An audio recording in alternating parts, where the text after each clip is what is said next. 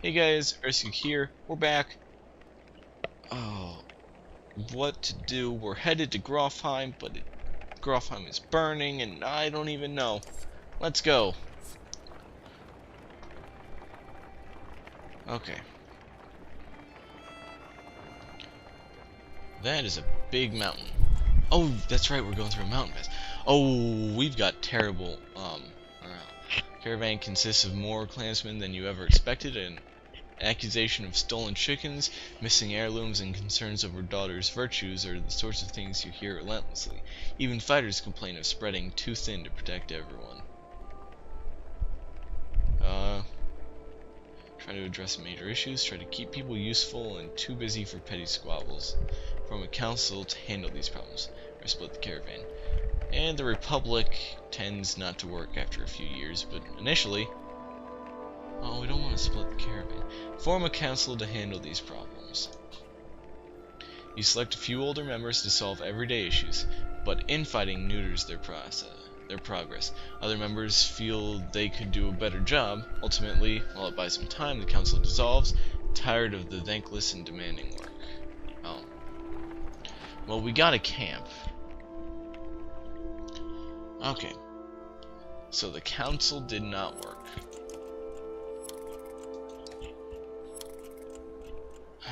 Let's march.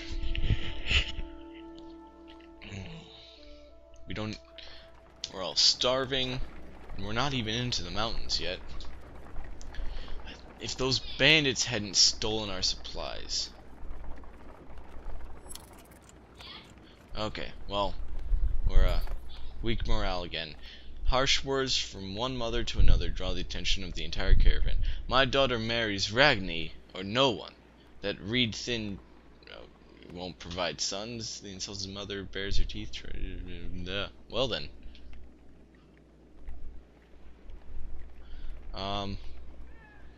Worry on marriage another time. There's no time for this. Quite simply. The two women look embarrassed, which turns to anger. You worry about your fighting, and I'll worry about my daughter. Both women glare at you before storming off. Okay. I just cannot make the right decisions today, can I? What time is it? Oh, I just started recording. Sorry. You haven't seen Alette for much of the day. When you do find her, she's returning to camp alone. From a fair distance away, looking rather sullen, she keeps her eyes on the ground as you approach. Ask her what... No, sit quietly beside her. I feel like things are changing so quickly, she eventually confides. It's not just that. Everything is going so wrong. I've been talking to Echo a lot. This gets your attention. What has he been telling you?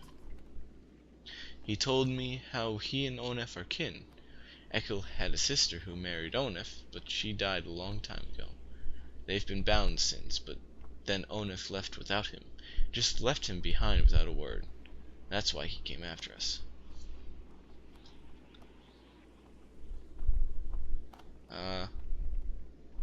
Don't trust that man.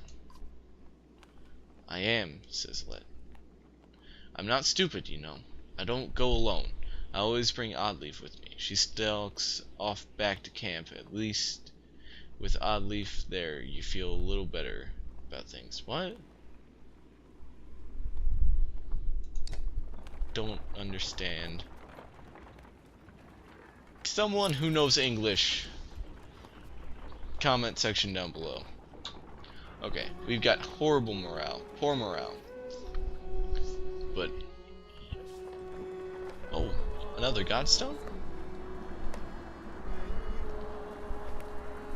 Is that a boat?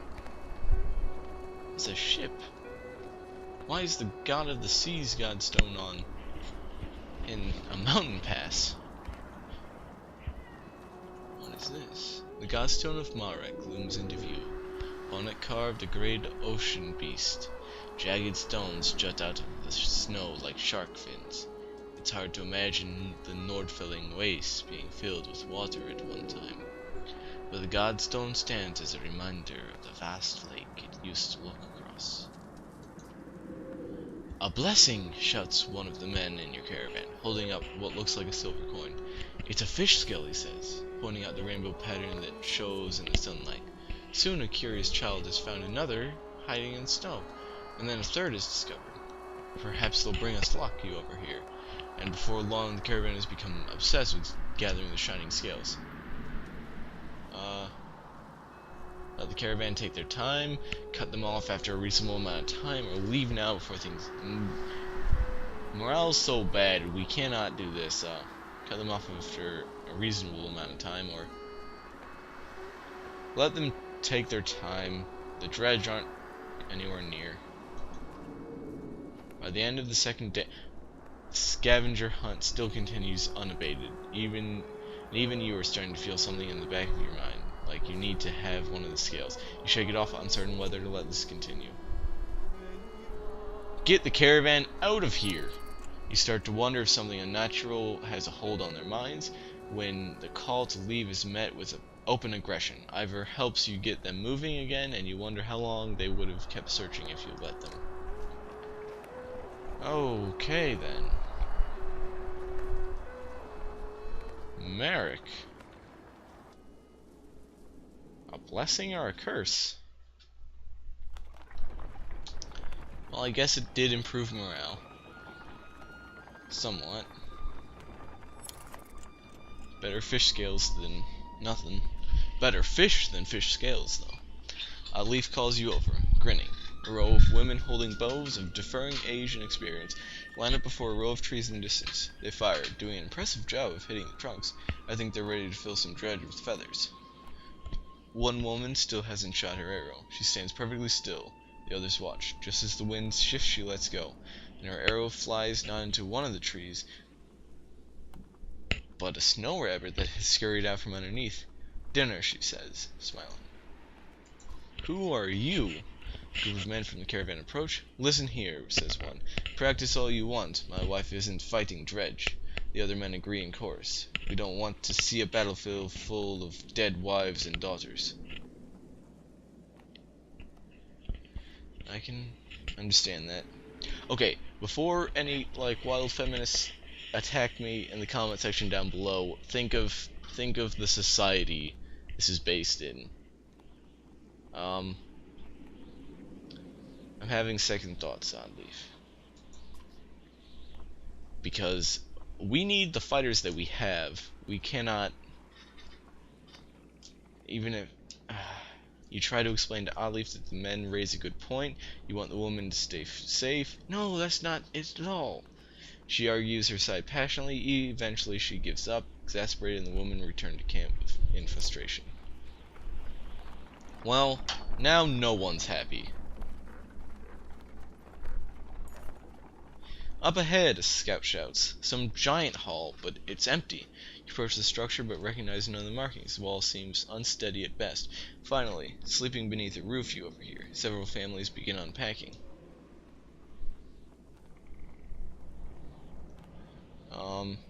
Look for any clues about why it was abandoned. Whoever left here may have had good reason, you tell the caravan, but after a few tiring hours of searching for clues, you have no answers. The frustration of the wasted time is apparent on the clansmen's faces. Sleep in the old hall. Cheers erupt as people flood into the building, and Varl leans against his supporting pillar. It cracks and brings down a portion of the massive roof, crushing a number of the rebels too deep to...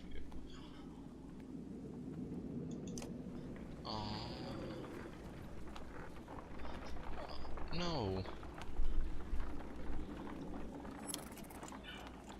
Okay, we've got no food. We've got poor morale. You hear a whistle on the wind and spot a long line of Varl far up ahead, heading toward you. Behind them is a swarm of dredge and a trail of bodies leading off into the distance. Get down here, barks Groomer. Okay then. Let's fight some dredge and hopefully earn some supplies. Don't let them spread out. Oh! It's Vassal! Don't let them spread out! Shouts the lead Varl as you approach the battleground. Soon you'll almost regret finding yourself alongside them, facing off against a daunting member of Dredge. Dredge line the battlefield, weapons drawn. The fight seems inevitable. One 147 fighters and 62 Varl. We're gonna have to charge, but I don't know how this team will hold up against Dredge. Formations. It'll save a few lives. You start rallying your forces and gather your allies as we prepare to enter the fray. We got Krumer on our side now. So, sorry Onef, but you weren't much good anyway. What kind of... I wonder what Echo is. We never looked into that, did we? Oh well. Either way, I've been Erskig. Y'all have been fantastic. Bye-bye.